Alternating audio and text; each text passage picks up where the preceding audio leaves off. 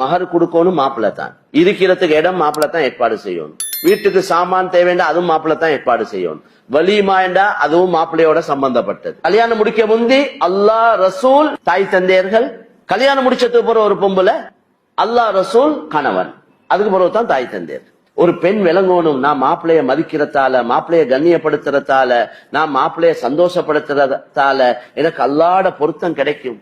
அதனால தான் எனவே ஒரு பெண் விளங்கணும், நான் என் கணவன் தேவைகளை நான் சரியாக பூர்த்தி செய்ய இல்லைண்டா என் கணவன் பாவத்துல ஈடுபட்ட அந்த பாவம் எனக்கு தான் கிடைக்கும்.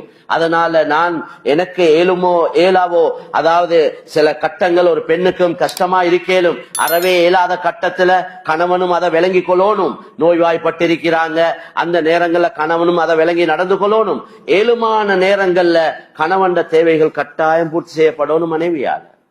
ஒரு பார்வை ஒரு பெண்ணின் பக்கம் போகுதேண்டா, ஒருத்தர்த நான் தெளிவாவே விளங்குற மாதிரி சொல்றேன்டா, ஒருவர் நல்ல வயிறு நிறைய சாப்பிட்டுட்டாரேண்டா போற வார வழியில இருக்கிற கள்ள கடையாப்பம் எல்லாம் தின்னுவாரா? ஒன்று சாப்பிட மாட்டார். இவர் சொல்ல எனக்கு மாஷால எனக்கு பவுர் நிறைஞ்சிரி. அப்ப மனைவியின் மூலம் இவரது ஆசை பூர்த்தியானா இவரது கவனம் எங்கேயும் போவாது.